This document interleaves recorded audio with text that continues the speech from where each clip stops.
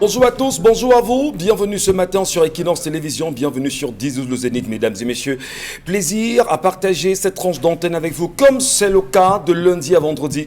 Merci de vous installer confortablement. Qu'est-ce qui s'est passé ces dernières 24 heures à Limbé, où une dame se serait fait heurter par, on dira, un camion, des hommes en tenue? Et bien voilà, ça fait parler plus d'un Camerounais de ce côté. Quelles sont les règles pour ces derniers en matière de, on va dire, en matière de circulation routière? Comment doivent-ils rouler? Mais surtout, qui est supposé sanctionner, punir ces derniers en cas d'accident? Ça fait parler plus d'un, madame, messieurs.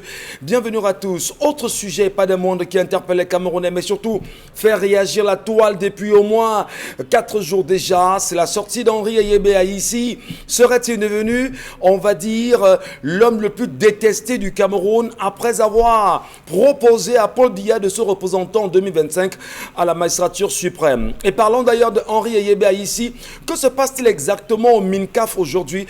Quels sont les dossiers dans lesquels l'homme politique, mais surtout ministre, serait impliqué et qui interpelle plus d'un?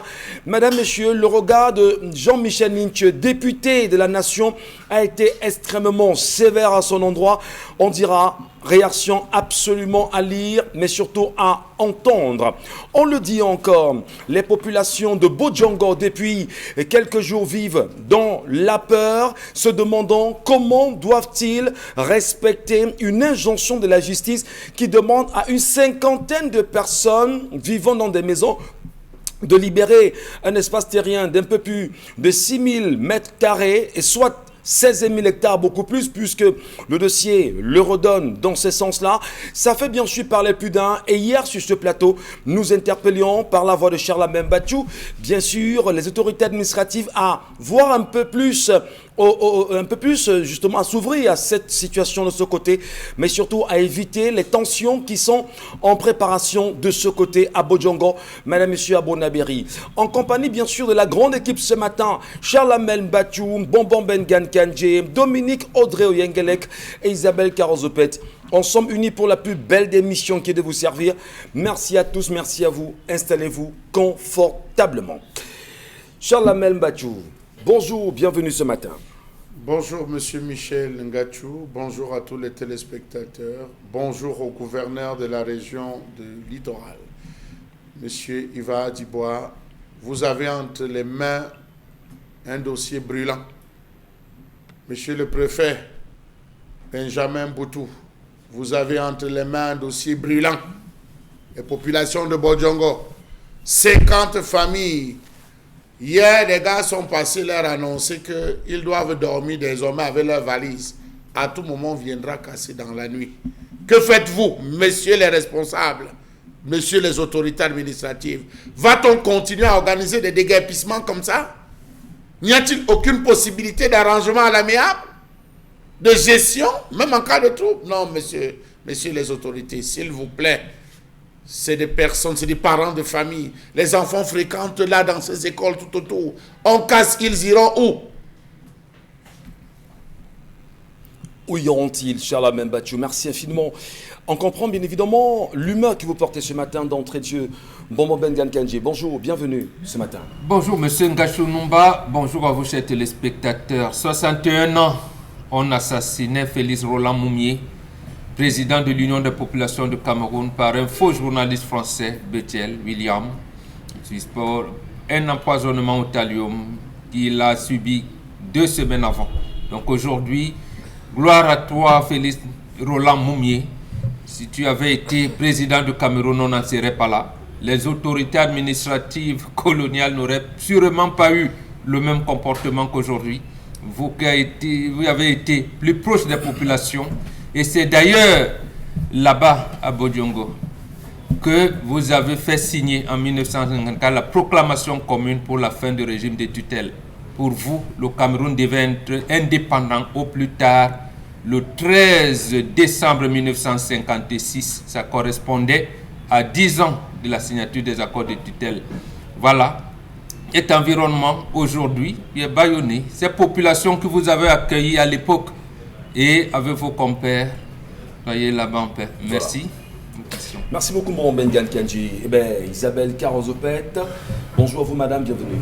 Bonjour à vous, Michel Ngachou. Bonjour à ceux qui regardent le programme encore ce matin. L'incivisme sur nos routes, honnêtement, il faut que chacun essaye de prendre conscience, tant bien que mal, quand on regarde la façon avec laquelle des individus se permettent de rouler précisément ces motos-taxis. Je n'ai rien contre vous, mais prière de pouvoir respecter le minimum du code de la route. C'est important. Merci beaucoup. Dominique Audrey, bienvenue ce matin. Bonjour Michel, bonjour aux téléspectateurs. C'est un plaisir, madame, messieurs, comme à l'accoutumée. On vous entendra, on vous écoutera. Vous laisserez bien sûr vos avis et commentaires aux nombreux sujets qui seront en débat sur notre plateau ce matin.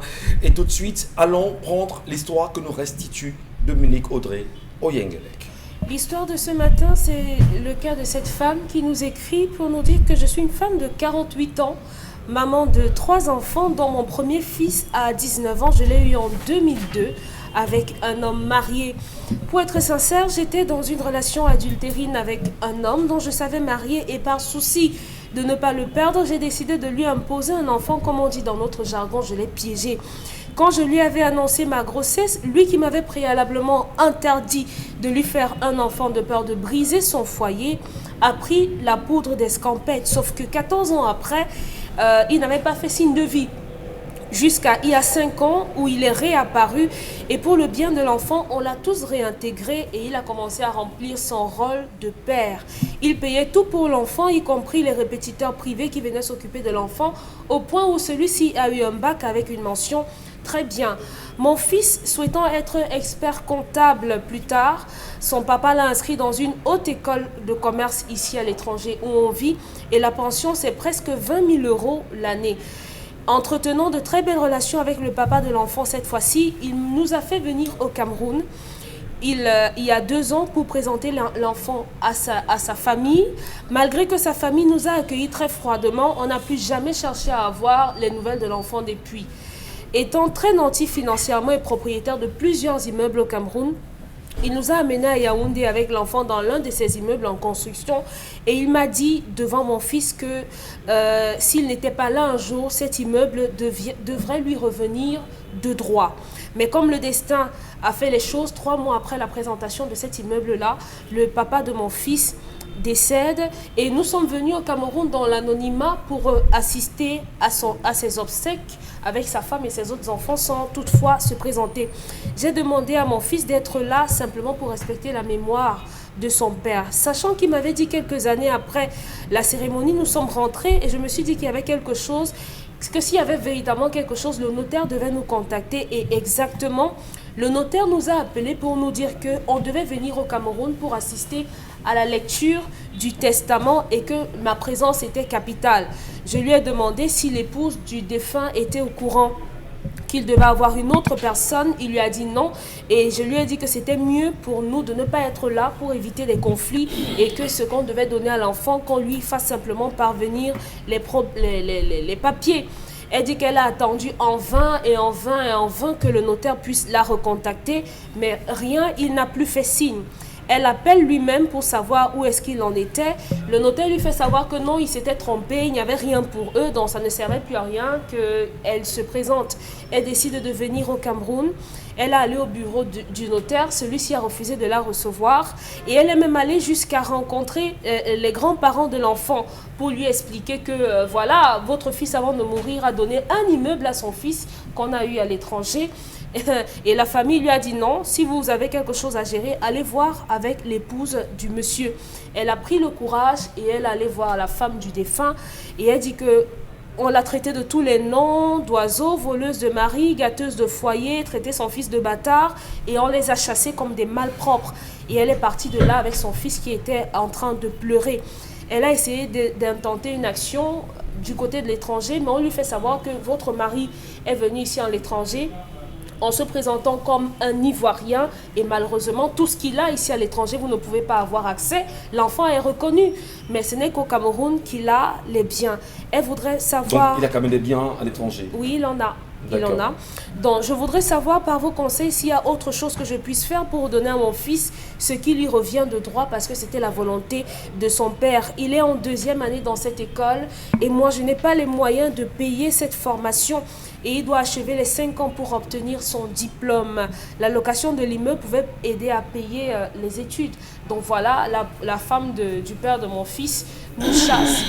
Elle ne sait pas trop comment faire. Merci beaucoup Dominique, merci à vous mesdames et messieurs, vous qui avez pas mal d'histoires à nous renvoyer chaque matin ou chaque jour. On tente à notre façon bien sûr de les recueillir et de les exposer pour le bien des uns et des autres. Merci infiniment. Comment comprendre en même temps que l'on ne soit plus là et qu'il y ait une succession à respecter, que le notaire lui vous dise que c'était une erreur, lui au départ qui vous appelle pour vous faire savoir qu'il y a une obligation à ce que vous soyez là. Mais surtout, comment comprendre aussi, on va dire à la base, que cette femme ait choisi de faire un enfant en piégeant l'homme, puisque c'est une habitude que certaines femmes ont dans nos sociétés aujourd'hui. Est-ce qu'on va dire qu'elle était une femme mercantiliste, matérialiste à la base? Elle visait quelque chose, Isabelle Carole Zoupet? Et ça lui va mal aujourd'hui? Pour commencer par la dame, elle a très mal réagi. Très mal réagi parce qu'elle a voulu piéger cet homme. Et elle-même est consciente de ça et le dit. On ne piège pas un homme avec un enfant. Le résultat est là. Les conséquences sont là aujourd'hui. C'est difficile à digérer pour cette dame. Parce qu'il lui a, du moment où elle a dit « je suis enceinte » et tout, il s'est barré complètement. C'est mieux d'avoir en face un homme sincère au lieu d'avoir quelqu'un qui viendra vous tenir un discours qu'il ne respectera pas. Il vous a dit pendant votre relation, alors à l'entame de votre relation, je ne veux pas d'enfant avec toi. Je ne veux pas d'enfant avec toi. L'enfant, vraiment, avant qu'il n'arrive, doit être accepté. On doit préparer sa venue. On doit être en accord, même pour mieux fusionner. On doit se dire, ok, d'accord, on veut un enfant. Les deux parties doivent exprimer ce désir de maternité avant qu'on arrive à l'aboutissement. Donc, mais d'avoir une personne qui vous dit vertement, je ne veux pas d'enfant avec toi. Mais vous vous obstinez tout de même à avoir un enfant avec lui. Je crois qu'à ce niveau, madame, vous avez péché. Et chère sœur, ne faites plus l'enfant avec un homme pour le retenir. Faites l'enfant avec un homme parce que vous êtes d'accord tous les deux d'avoir un enfant. Vous me direz qu'il y a des accidents qui existent. Allons-y. Maintenant, pour revenir au niveau de cet homme, il a très mal réagi. Lorsqu'un homme est marié et qu'il décide d'avoir une relation extra-conjugale, il doit tout gérer en mode extra. Ça veut dire hors de son foyer, hors de son couple, hors de tout ce qu'il y a à voir avec sa famille. Il doit avoir un minimum de jugeote pour faire une belle répartition. Ça veut dire que la relation extra-conjugale, on gère tout dehors et on gère tout carte sur table. Vous avez des enfants que vous avez fait hors de votre foyer. Vous voulez pas que demain, ces derniers soient démunis, soient mendiants ou au moins un minimum en ce qui concerne leur avenir. Donnez-leur ce qui leur revient vivant. Vous voulez leur construire un immeuble? Construisez l'immeuble. Mettez directement au nom de votre fils ou au nom de sa mère. Vous lui dites, mon fils, voilà ton immeuble, c'est à ton nom, c'est pour toi. Vous achetez un terrain, vous dites à la mère, voici le terrain de l'enfant, vous faites les papiers au nom de l'enfant. Vous les faites de votre vivant. Ça veut dire que dans votre acte, dans votre testament, le nom de cet enfant n'a même plus rien à figurer. Le moment venu où la mort vous appelle, lorsque l'enfant arrive à vos obsèques, il arrive comme un étranger, il arrive juste pour vous rendre un dernier hommage et puis il s'en va sans se retourner. Ce n'est pas égoïste de penser pareil, c'est pour éviter qu'on se retrouve dans les situations de conflit qui n'aboutissent à rien. Je ne sais pas de la femme en même temps qui est en train de s'exprimer. Voilà la place de la femme, celle de la maison. Vous n'avez pas une once de fierté, je vais même dire d'humanisme en vous disant mon mari a eu un enfant, il sera dans la relation extra-conjugale. Mais qu'est-ce que je peux faire au moins pour honorer sa mémoire? Non, elle n'aura même plus. Ne serais-je pas capable au moins de l'encadrer, de le protéger, mais de lui dire c'est le fruit justement d'une relation que mon mari a eu dans mon dos. C'est-à-dire qu'il a, malgré que je sois là, que je fasse tout, que je sois présente à toute heure et à tout moment, il a quand même eu le courage de le faire. Elle ne pourra pas accepter ça, encore moins digérer cette situation. C'est pour ça que je dis, c'est aux hommes de pouvoir gérer ça. Et ils doivent savoir que tout ce qui se gère dehors, se gère de son vivant et se gère directement. On ne remet pas à demain. Donc quand vous faites l'enfant avec une femme là, et qu'elle est dehors, vous voulez prenez les dispositions pour mettre ces personnes à l'aise. Leur nom n'a rien à voir à faire dans votre testament. Rien du tout. Parce que ça va commencer à créer des guerres. De savoir que non, la maison de mon père qui est à Aqua ou n'importe où, il a donné ça à l'enfant qu'il a fait dehors. C'est l'expression dehors. Même s'il a reconnu l'enfant, les autres enfants auront toujours tendance à venir vous mettre les bâtons dans les roues. Par contre, si votre père vous a légué ça de son vivant et il a mis à votre nom, personne ne saura ce que vous disposez. Oui, on est d'accord. Personne ne saura ce que vous avez. On est d'accord. Mais non, moi je reste sur l'aspect humain. De la part de qui? De la part de la femme. Qui vous dira que son mari n'a pas été humain? Il a été gourmand. Alors, il a été excessif. Il était gourmand. Il a été dangereux. D'accord. Il a fait un enfant hors mariage. Est-ce qu'il n'y a pas également une responsabilité de la femme à se dire, d'accord, mon chéri l'a fait. D'accord, je vais protéger les enfants. Je vais lui dire, bah, écoute, puisque tu appartiens à l'homme que j'ai aimé, puisque tu es son fils, viens également ici. C'est pas aussi ça le devoir d'une maman? Non. Cet enfant d'abord a une mère. Ça veut dire que la femme de ce monsieur ne peut pas, la mère de cet enfant ne peut pas accepter que son enfant aille dans les bras de la femme à ce monsieur. Attendons de voir. Prenons les avis et commentaires et naturellement les téléspectateurs nous laisseront les leurs en allant s'abonner sur la page Equinox Télévision. C'est sur Facebook ou regardez le message qui s'affiche au bas de l'écran, madame, messieurs. Laissez-nous bien sûr vos réactions. Cher Lamel, quel est votre commentaire à l'histoire de ce matin? L'homme est mauvais? La femme est mauvaise? L'enfant est perdu? Comment vous comprenez tout ça? Monsieur Michel Ngachou, cette femme s'amuse. Laquelle? Cette femme, celle qui pose le problème, s'amuse. Elle s'amuse, monsieur Michel Ngachou. On ne prend pas la vie, on ne joue pas avec la vie comme on joue avec le ludo, hein, comme vous jouez au ludo. J'ai tendance à croire que beaucoup de gens s'amusent et ils ne savent pas là où la vie les conduit. L'homme a disparu, l'homme est revenu, il a organisé une cérémonie de présentation. Quel était le contenu de cette présentation? Ils n'ont pas été bien accueillis. Non, monsieur, laissez vos affaires de bien accueillis. C'est ce qu'elle dit. Quel est le contenu qu'on a mis dans la présentation? Je vous ai fait asseoir pour vous dire que voici l'enfant que j'ai fait dehors. Ok, mangeons, buvons, séparons-nous. Dans l'acte de présentation de l'enfant, il y a un rituel d'acceptation et d'intégration dans la famille. Acceptation et intégration dans la famille. À partir d'aujourd'hui, on doit l'inscrire dans ma lignée, dans notre lignée. À partir d'aujourd'hui, il est votre petit-fils. À partir d'aujourd'hui, monsieur Michel. Non, il y a une mention dans l'histoire. Il y a un repas. Non, il y a une mention dans l'histoire. On a très bien suivi. Ils n'ont pas été bien accueillis. Je ne m'arrête pas à ça, monsieur Michel. C'est le détail. Parce que pour le rituel, il faut montrer. Qui a organisé la réunion de présentation? Ceux qui ont assisté à cette réunion venaient où? Pourquoi? Monsieur Michel, c'est des détails. Je dis c'est des détails. Cette femme n'a pas raison. Elle est condamnée là, tout de suite. Parce que lorsque je prends l'enfant, j'amène en disant, voici mon sang. Voici notre sang, monsieur Michel. Je ne demande pas votre avis. Non. Je ne demande pas l'avis de ma famille. Non, je ne demande pas l'avis. D'accord. Je vous dis que c'est notre sang. C'est moi, je le reconnais. À partir d'aujourd'hui, je l'accepte. Voici mon petit frère. Voici mon grand frère. Voici mon père. Voici le chef de famille. Voilà ton grand-père. C'est là. La mère est assise. Elle vit. Monsieur, ce n'est pas un jeu. Maintenant, le père, dans cette séance, dit à l'enfant, mets-toi à genoux. Il prend la terre. Ça, c'est un rituel. Vous avez posé une question oui, pour que la personne... Oui, d'accord. Oui, mais est-ce que permettez que j'explique? Si vous voulez que je peux survoler. Non, survoler pas. Il fait agenouiller l'enfant. Et il dit, à partir d'aujourd'hui, nous les enfants descendantes te reconnaissons comme étant des nôtres. Assieds-toi désormais à tel endroit. C'est là où on installe l'enfant.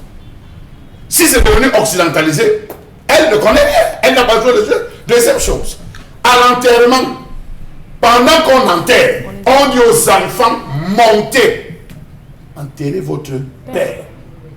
Elle a préféré jouer en retrait parce qu'elle est occidentalisée. Elle n'a pas voulu mêler. Non, attention, c'est le jour du deuil qu'on règle tout.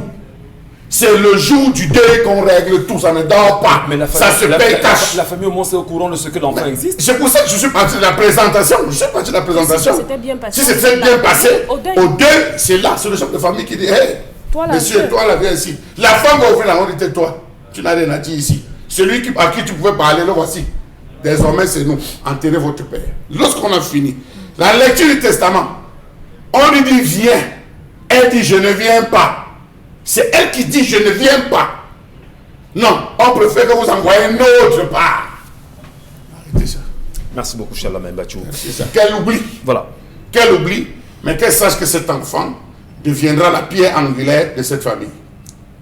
En tout cas... Non, je vous dis, qu'elle oublie, mais qu'elle sache que cet enfant deviendra la pierre angulaire de cette famille. Vous ne laissez pas dans une boule de cristal, je vous le dis maintenant, monsieur Gachou, que cet enfant sera la pierre angulaire de cette famille. En tout cas, on entendra justement on attend vos réactions, madame, monsieur. Allez, bien sûr, nous les laisser.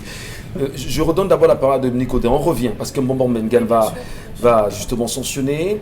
Votre commentaire à cette histoire, que dites-vous à la femme? Charlemagne pense qu'elle n'a droit à rien parce qu'elle est le problème. Non. Isabelle Caro pense également pour sa part qu'il y a eu des fautes, des erreurs de cette femme, de la part de cette femme. Au moment où on en parle, elle n'a droit à rien. Vous dites qu'un peu d'humanisme, au moins, arrangerait les choses? Je ne sais pas si j'ai mal suivi Charlemagne, mais il n'a pas dit qu'elle n'a droit à rien. C'est son comportement qui fait qu'aujourd'hui, dans la famille, personne ne peut prendre sa défense. Lorsqu'il dit le rituel de présentation, si ça avait été bien fait de l'enfant, si ça avait été bien fait, c'est que pendant les obsèques, même une tante aurait reconnu l'enfant. On aurait dit non, toi viens t'asseoir ici, même sans dire à la veuve que voilà l'enfant, mais on aurait trouvé les moyens de faire accepter l'enfant. On peut comprendre qu'elle puisse avoir des réticences par rapport à que non, c'est la veuve, les problèmes et tout, sauf que votre enfant a des frères désormais. Votre enfant est censé se retrouver dans cette famille. Donc oui, elle au moins elle a l'honnêteté de reconnaître qu'elle s'y est prise par de la ruse pour pouvoir choper cet enfant. Elle l'a reconnu et on ne va pas revenir dessus parce que on est nombreux à faire des erreurs, on est nombreux à piéger les gens, on est nombreux à faire du mal aux gens. Donc il n'est pas question de faire son procès à ce moment-là. Maintenant, la dame de la maison... La dame de la maison devrait faire preuve d'un peu plus d'humanité. On peut comprendre qu'elle est encore sous le choc d'avoir perdu son mari et que le procédé de présentation est même brutal parce que vous revenez de l'étranger pour aller vous présenter à la femme comme ça parce que le notaire ne vous a pas reçu. Non, vous auriez dû repartir voir la famille et dire à la famille vraiment... Je sais que les relations ne sont pas ce qu'elles devraient être et tout, mais voilà, j'aimerais pouvoir accéder à la dame. Est-ce que quelqu'un peut m'accompagner? Vous n'allez pas comme ça. C'est tellement brutal. Il faudrait qu'il y ait quelqu'un qui puisse jouer le tampon entre la titulaire et vous. C'est pour ça que cette femme vous a chassé. Maintenant, l'école de son fils coûte 13 millions de francs CFA. 20 000 euros sensiblement. Comment est-ce qu'on va faire pour pouvoir payer ça? Vous ne pourrez pas par vous-même. Parce que si le notaire ne vous a pas effectivement mentionné que votre fils a droit effectivement à cet immeuble, comme l'a dit son papa de son vivant, vous n'avez pas la possibilité de prouver quoi que ce soit. Aujourd'hui, on peut se dire, est-ce qu'il n'y a pas complicité entre la femme du monsieur et le notaire qui ont décidé de distraire ce bien? On ne peut pas savoir. Moi, je suis contre la course, contre la lutte pour les biens. Mais tout ce que je veux, puisqu'il y a déjà des enfants et il y a votre enfant, vous gagnerez à ce que votre enfant et les autres s'entendent. Donc, puisque vous êtes une femme comme la femme de ce monsieur, trouvez les mots, trouvez le moyen de repartir voir cette dame. Bien sûr. Est-ce qu'il y a encore une possibilité? Parce que il y a toujours une possibilité, Michel. Rien n'est perdu. Prend les voies normaux de la justice, il demande la voie naturelle à cet état de droit. Bon, la justice, les biens... Moi, mon problème, ce ne sont pas les biens. Vraiment, mon problème, ce n'est pas qu'elle gagne les biens. Mon problème, c'est que son fils puisse intégrer sa famille. Parce qu'aujourd'hui, elle a d'autres enfants avec un autre père. Elle sera certainement à avoir son autre foyer. Et son fils sera dépaysé totalement. Parce qu'on dit que l'enfant doit retourner à son père. Son père l'a reconnu. Donc, il est question que son fils vienne tisser des liens avec ses frères et avec ses oncles et tout. Donc, madame, si vous avez la possibilité, rapprochez-vous de la famille, du père de votre enfant et essayez d'arranger les choses avec aussi. C'est un problème. Il n'a même pas pleuré son père. C'est un problème. Il n'a pas pleuré son père. La mère l'a caché. D'accord. Il n'a pas lamenté son père. Prenons la vie de Mbombo. Parce que au-delà de cette femme, bon, il y en a pas mal qui sont dans ces cas précis. Elles sont certainement des milliers qui nous regardent au Cameroun et même hors du Cameroun. Il y a certainement une voie de sortie, assurément une voie de réparation. De votre mémoire, qu'est-ce qu'on peut leur dire, cette femme ce matin, qui pose ce problème? La première chose à elle, à sa épouse, à leur mari qui est parti et à ceux qui nous écoutent, c'est que on ne connaît les enfants d'un homme que quand il est décédé. On ne reconnaît les enfants d'un homme que quand il n'est plus là, quand il est décédé. Deuxième chose, vous dites que vous êtes évolué, surtout vous qui êtes là-bas. Vous allez à l'église, vous faites tout. Mais vous ne savez pas imiter ce que font les Juifs qui ont pour père Jésus. Vous ne savez pas. Vous êtes dans une espèce d'hybridisme qui vous perd totalement. Totalement. Et là, ils vont vous dire, ah oui, bon, ils ont un raisonnement moyenâgeux. Nous, on a évolué. Et les choses arrivent et ça vous rattrape tout le temps. Comme l'enfant souffre, pour le moment, en attendant les procédures judiciaires, inscrivez l'enfant à une autre école où vos possibilités peuvent vous amener à subvenir. Maintenant, il est reconnu par son père, vous intentez un procès de conciliation ici au Cameroun. Précisément parce que moi je soupçonne que le notaire a été un faux notaire. C'est un notaire véreux. C'est un notaire véreux. Il a tout ce qu'on a vu ça ici dans plusieurs successions ici au Cameroun, on a vu ça. Donc un notaire véreux. Mais je termine en ceci que justement cet enfant risque d'être, j'allais dire, le porte-flambeau de cette femme pour deux raisons principales. La première, c'est que sa propre maman, elle a reconnu son erreur et elle n'a pas su demander pardon. La nature rétrocède ça plus tard, mais ça viendra plus tard. Aujourd'hui, elle va assumer les conséquences. Permettez-moi, c'est juste une parenthèse. Est-ce que les femmes qui ont fait qui ont posé ce type d'acte, peuvent prendre sur elles de demander pardon entre-temps? Votre mari, lorsque vous savez que le mari a caché, venez à travers un de ses frères, une de ses sœurs. Dites que vous savez, c'est votre sang. Même si je ne suis pas là, sachez que il y a votre sang ici. Il y a votre sang ici. Est-ce que la femme peut aller dire à l'autre femme que vraiment je m'excuse? Non, sa femme n'a pas bien rien à voir avec sa co-épouse. J'ai dit la famille de son mari, on les a amenés ici. Donc elle aurait dû continuer. Elle aurait dû continuer à dire à ses sœurs, aux sœurs de son mari et de moi, du père de son enfant, c'est votre sang. Hein. Moi, je suis parti en mariage ailleurs. Voilà votre sang. Si vous l'abandonnez là, c'est cette pression familiale qui devait amener l'homme à dire que voilà, ou surtout au chef de famille. Parce que n'ayant pas fait ce que Charles Hamel a déroulé là tout à l'heure, voilà une autre passerelle. Vous le faites. D'autres choses qui vont amener cet enfant à reprendre cette famille, c'est le mauvais cœur de la femme. Quand elle est fermée, elle est chère à ma fille. On accouche les enfants, on n'accouche pas leur cœur. Quand ces enfants viendront revendiquer leurs frères, il faudra attacher le cœur. Ne pleurez pas. Parce qu'ils viendront chercher leurs frères. Absolument. Surtout quand ils viendront chercher. Et justement, ils vont essayer de repositionner leurs frères parce que leur papa l'a reconnu. Et ce sera pour eux une bonne trouvaille. Et ils vont cheminer ensemble. Voilà comment la nature règle ça. Mais maintenant, qu'est-ce qui peut animer nos mamans, nos sœurs, nos grandes sœurs et même nos petites sœurs par ailleurs? Une fois que l'homme, vous vous rendez compte que votre mari a fait un enfant hors mariage, qu'est-ce qui peut justement empêcher à la femme peut-être de blâmer son homme, certes, mais de lui dire je t'ouvre les portes pour accueillir cet enfant parce que c'est d'une manière ou d'une autre, il rentrera dans la famille. Elles ne sont plus nombreuses à le faire. On a, j'allais dire, virusé leur cerveau. Les femmes aujourd'hui, même celles qui viennent nous voir, nous qui sommes les autorités traditionnelles, savent bien que nous serons polygames. Il a dit que moi je ne partage pas. Tu partages quoi? Tu as fait la commande d'un homme à ma mère. Est-ce qu'elle va épouser une autorité? Mais elle te dit qu'il n'y a personne d'autre n'entrera ici. Mais attendez. Donc justement, on a virusé leur cerveau. Et pense que le bien matériel là, quelquefois même, tu te rends compte que la femme ne s'intéresse même pas au bien matériel. Mais elle veut, j'allais dire, domestiquer quoi? Je ne comprends pas. Donc, en fait, c'est leur environnement. Et là, comme elle me disait hier, ma fille ici, il faut que l'homme soit homme dès le départ. Voilà. Il faut qu'il soit homme dès le départ. Tu dis même à ta femme, bon, on est là. C'est ce que Mbombo Njoya a fait. Il a divorcé avec sa première épouse. On n'a pas mené. Et étant au palais, il a épousé 8 femmes, dont 4 parce qu'il est islamisé. Oui. Ils ont fait le mariage religieux. Mais les 4 autres, il a fait mariage coutumier.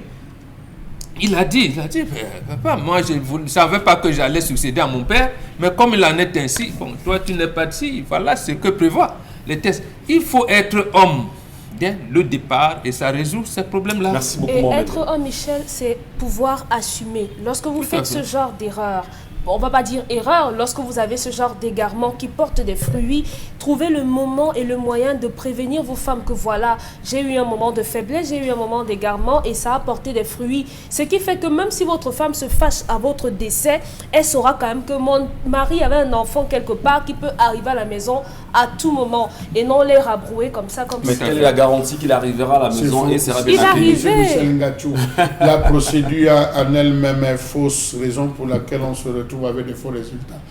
Comment elle a fait comment pour aller toquer à cette barrière? Qui l'a introduit? Elle dit que la famille lui a dit débrouille-toi. Qui l'a introduit? C'est la famille qui aurait dû le faire. Elle n'a rien à faire là-dedans. Non. Elle est effectivement voleuse de mari. Non, elle n'est pas toquée. Je vous dis que c'est là on va dire à la femme que la relation date de 19 ans. On a traversé le cap, Chalamel. Mais non, c'est qu'on trouve des solutions pour elle. La seule solution qu'on a, Bombogla déjà dit, qu'elle oublie. Elle essaie de se réconcilier avec la famille de son mari. Tout à fait. Elle se réconcilie et elle se concentre sur son enfant. Qu'elle oublie, qu'elle laisse. Elle va laisser sa tête. D'accord. Qu'elle se concentre. Cet enfant deviendra la pierre angulaire parce que ce refoulement va se transformer en obstacle, en bénédiction pour cet enfant et va le faire avancer, sachant qu'il est seul, il n'a plus personne, il trouvera sa voie et ses moyens et ses frères reviendront. Donc que les femmes ne refoulent plus, mais que les femmes apprennent également à ouvrir les bras et à accueillir dans la mesure du possible. Que les femmes également mettent parfois un peu d'eau. Non, dites à tes sœurs ici, mes filles, que sachez que au moins 10 ans après la disparition de votre mari, quelqu'un va venir dire que j'étais le fait. Maman, c'est moi le fait. Merci beaucoup, merci à tous mesdames et messieurs. Poursuivons cette édition de 10-12 le Zénith avec la collègue que nous signe encore ce matin, Charles Amel Bachou.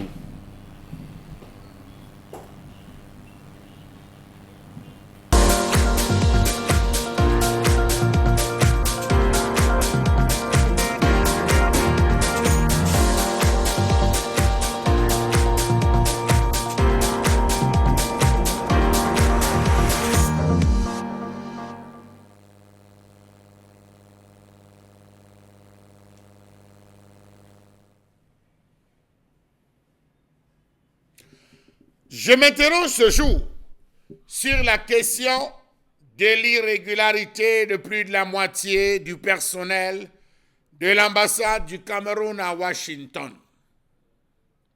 Quel est le rôle de nos ambassades à l'extérieur du pays lorsque le Cameroun n'est pas suffisamment représentatif à l'international?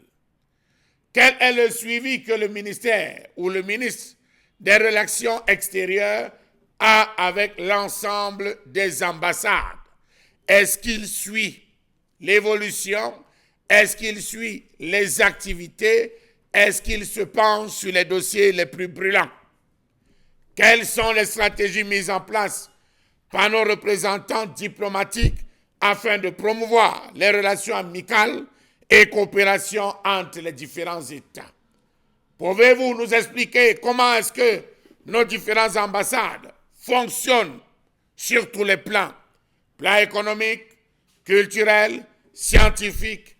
Comment est-ce qu'elles travaillent pour redorer non seulement l'image du Cameroun, mais aussi celle, on va le dire, des patriotes retenus de ce côté. Comment comprendre le fait qu'à ce jour, plus de la moitié du personnel de l'ambassade du Cameroun à Washington soit en situation irrégulière? Comment comprendre que le personnel d'appui affecté aux États-Unis d'Amérique soit depuis un certain temps en situation irrégulière et en passe de devenir des clandestins aux États-Unis? Situation qui trouve son fondement depuis les derniers changements au département d'État américain sur la situation du personnel dans les ambassades sur le sol américain. Comment donc comprendre la négligence et l'oubli de l'État du Cameroun envers les patriotes? N'a-t-on pas le droit de se mettre à jour et de suivre les règles des pays hôtes? Question.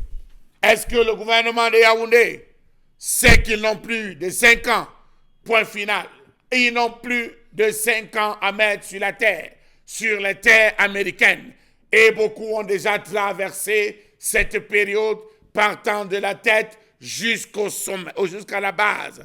Prenons la peine de nous souvenir de la note concernant les diplomates A1 qui sont en ce moment en train de chercher des solutions pour leur avenir parce qu'ils ont tous reçu un préavis de départ. Quand est-ce que Yaoundé va penser changer? Pas plus de 5 ans désormais aux États-Unis. Pourquoi est-ce qu'on ne prend pas la peine d'y réfléchir? Savez-vous qu'en ce moment, il n'y a plus que 3 personnes qui ont un statut légal dans cette ambassade? On comprend peut-être mieux pourquoi cette ambassade s'est fermée, pourquoi elle est littéralement fermée et il faut faire le rang pour pouvoir y accéder. Comment comprendre que le Cameroun ne met pas un point d'honneur à concrétiser ce que tous les diplomates formés au nom à l'Institut des relations internationales du Cameroun connaissent par cœur, notamment une diplomatie de présence, de participation et de rayonnement. Être illégal dans un pays, est-ce que cela ne gêne pas pour le moins le pays qu'est le Cameroun, ce pays qu'est le Cameroun, avoir des représentants qui ne font plus foi, avoir des représentants qui ont dépassé le temps, qui ont dépassé, on va dire, la date légale? Pourquoi ne pas tourner? Pourquoi maintenir les mêmes lorsqu'on sait que là-bas, c'est 5 ans? Ils l'ont dit, fait des discours, mais apparemment Yaoundé a décidé de ne pas encore s'intéresser à ce sujet. Les défenseurs de la thèse, de la diplomatie, de la discrétion, nombreux dans les couloirs du pouvoir, voient à coup sur tenté une fois de plus d'expliquer que la diplomatie, de la neutralité, de l'action silencieuse, des discussions téléphoniques et des courriers a toujours eu à porter ses fruits. Dans tous les cas, attendons voir. Ils ont reçu des préavis de départ. Partiront-ils ou attendront-ils tout simplement que Yaoundé les rappelle? On va dire une situation quand même incroyable au niveau de l'ambassade du Cameroun à Washington aujourd'hui. On interpelle naturellement sur cette question le ministre des Relations extérieures. J'ai toujours envie de dire le ministère des Affaires étrangères. Par ailleurs, c'est également dans la diplomatie que cela se fait. Mais comment peut-on quand même comprendre aujourd'hui que même au niveau du Cameroun, même à l'ambassade, il y a des gens qui sont là-bas en situation irrégulière, à l'ambassade du Cameroun à Washington. Au Cameroun, ça ne marche pas. Même aux États-Unis, on bosse à l'ambassade, Bonbon Bengan, on y travaille en tant que personne en situation irrégulière. 5 ans après, on est supposé passer à autre chose. On y est toujours. On fout le pied, les textes en même temps. On en fait ce qu'on veut. Ben, on va dire que le spectre de la mauvaise gouvernance du Cameroun s'étend jusqu'aux États-Unis aujourd'hui, notamment à l'ambassade qui est à Washington, c'est ça. C'est notre marque de fabrique. Pourquoi voulez-vous qu'on cache? Je m'appelle Bonbon Bengan, que ce soit aux États-Unis ou à Kuala Lumpur, à Sakbaï Madouala, ce sera toujours le même. Ça ne va pas changer. Voilà, c'est notre identité, c'est dans notre ADN, ce comportement est dans notre ADN. Il s'agit de quoi concrètement? Est-ce qu'on va dire que c'est l'immobilisme dans lequel suit le gouvernement camerounais aujourd'hui? C'est lui qui est le responsable de la diplomatie camerounaise, c'est le chef de l'État, le président de la République. Il a décrit lui-même ce qui se passe. Il a appelé ça l'inertie. Le mot est de lui. Donc il pratique la diplomatie de l'inertie. Comment quelqu'un lui dit ça part des choses, vous voulez voir ça autrement. Il a dit qu'il est dans l'inertie. On vit dans l'inertie. Voilà, mais sauf qu'il a dit qu'il y avait des goulots d'étranglement. Maintenant, il sait que ça crée l'inertie. Les goulots d'étranglement, il ne nous a pas dit si ça venait.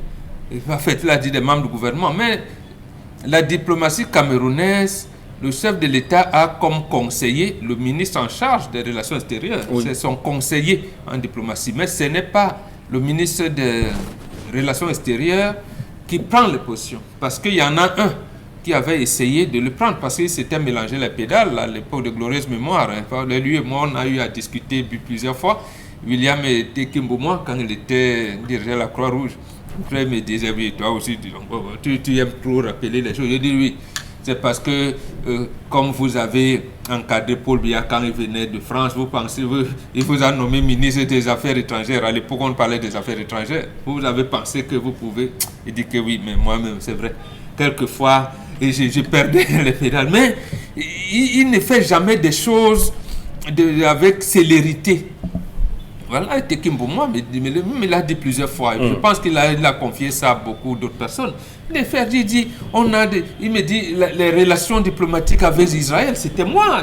Mais ça a mis long tellement que, avec la Bulgarie, mais il me dit, bon, je ne comprends pas.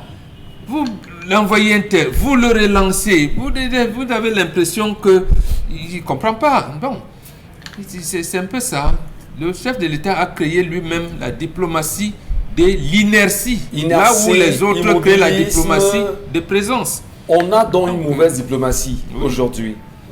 On nous a même chassés au Canada. Je pense que c'était avec Yann Philemon. Ouais. Les Canadiens ont dit que, dis donc, vous avez mis long ici, nous on ne vous reçoit plus. Oui, tout à fait.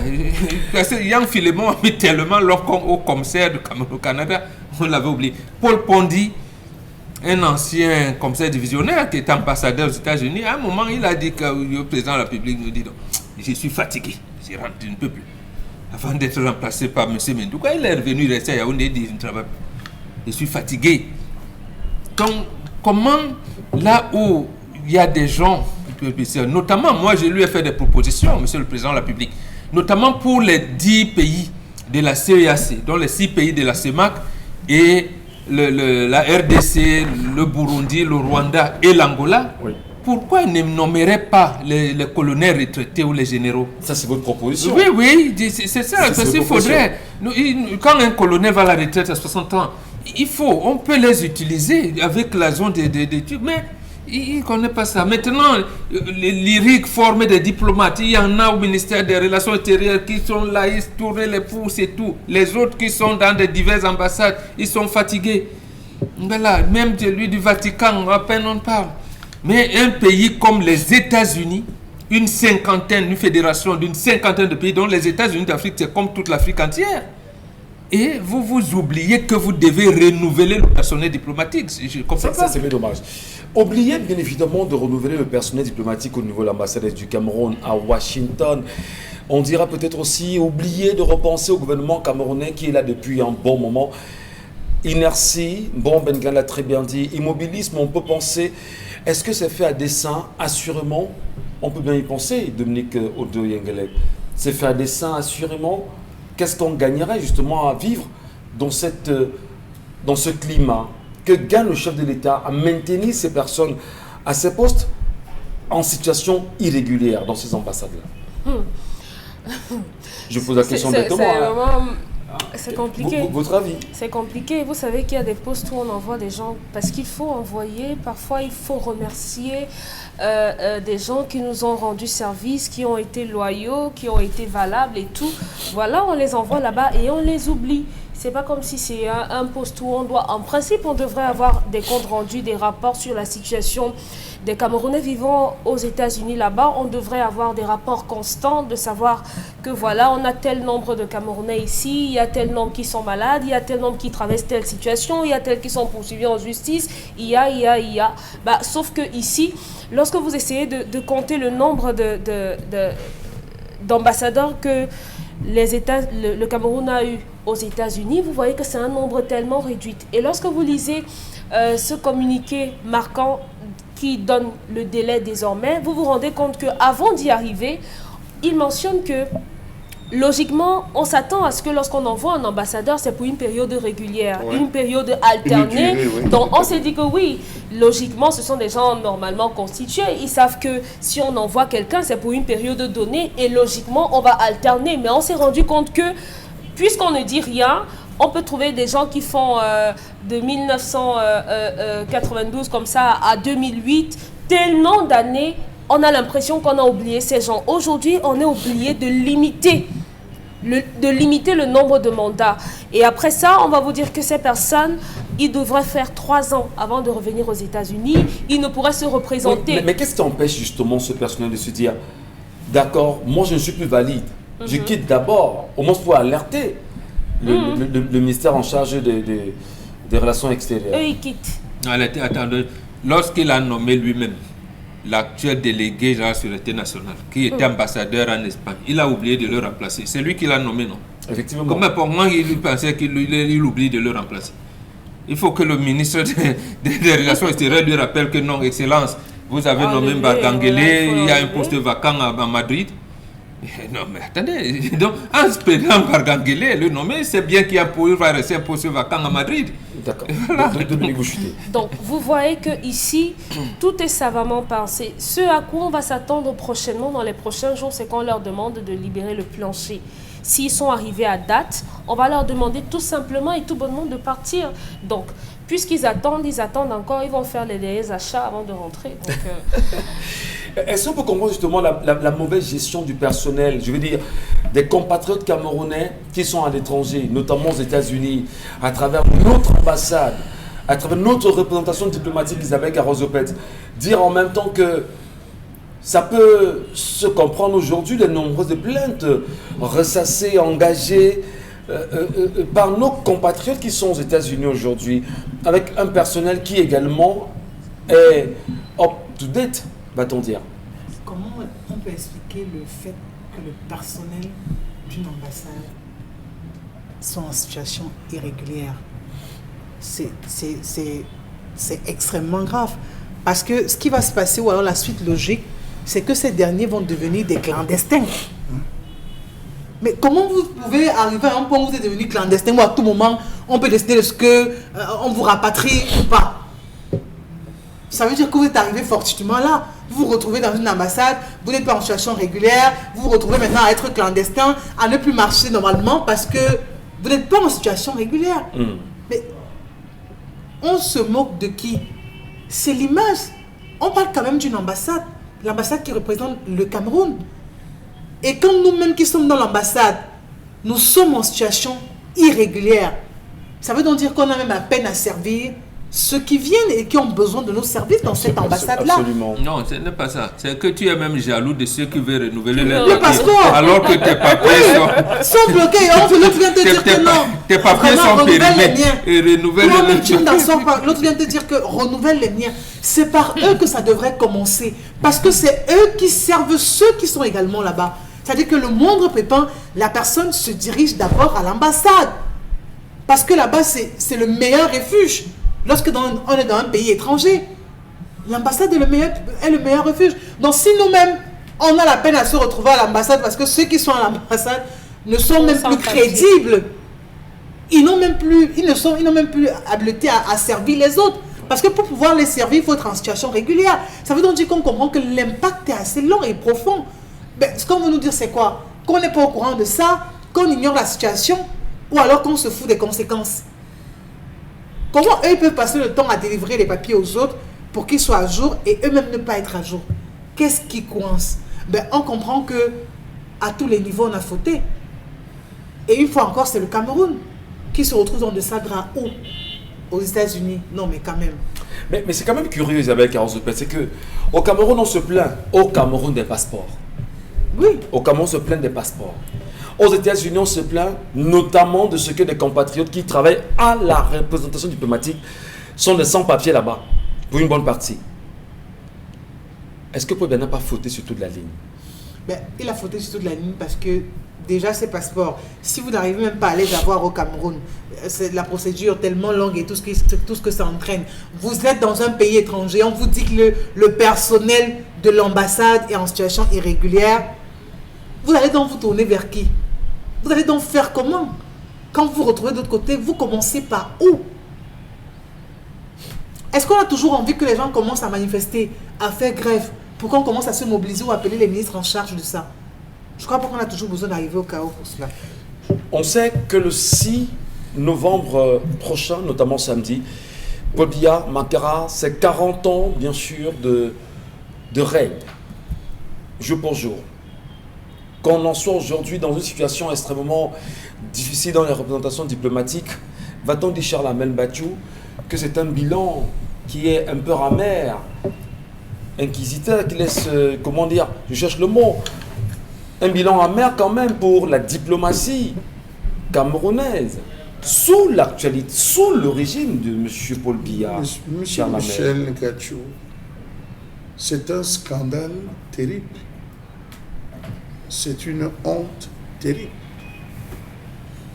Comment est-ce que vous allez expliquer le fait, monsieur Michel Ngachou, que vous ayez des personnes qui soient dans un service ad vitam aeternam? D'autres sont même déjà allés en retraite, mais ils sont toujours là, ils sont en fonction.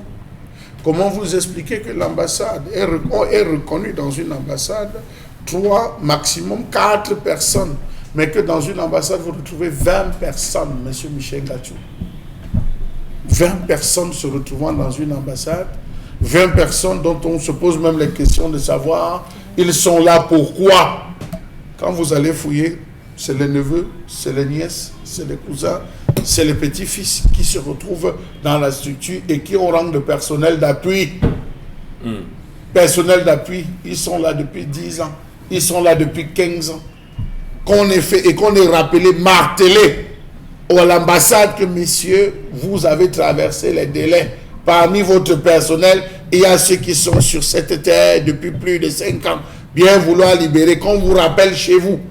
Mais regardez le balai ici au Cameroun. Je pense que les ambassadeurs, vous voyez les ambassadeurs, un tel ambassadeur arrive en fin de séjour, il est parti. L'autre arrive, ambassadeur de France, arrive en fin de séjour, pape, il est parti. Vous voyez ce balai. Mais on n'assiste pas à ça. Pourquoi? Alors, il faut dire que se retrouver déjà, M. Michel Ngachou, se retrouver dans cette illégalité, fait en sorte qu'il y a un ensemble d'actions que vous ne pouvez plus poser. Il y a un ensemble de papiers, comment on va dire, de procédures légales que vous ne pouvez plus entendre parce qu'on ne vous reconnaît pas. Il faudrait que vous rentrez, qu'on envoie un autre et qu'on accepte les lettres, comme on dit, les lettres d'accréditation. On a besoin d'avoir ça. Les Camerounais vivant à Washington ont des problèmes, M. Michel Ngachou. Et on dit que surtout dans toute l'ambassade, seulement 3 aujourd'hui ont un statut légal. Que les autres rentrent. Que les autres rentrent, qu'ils soient rappelés. Et ce personnel qu'ils soient rappelés, M. Michel Ngachou. Ils sont combien à avoir un statut légal à l'ambassade du Cameroun aux États-Unis? 3. Le Cameroun est formidable. Vivons, c'est le mot.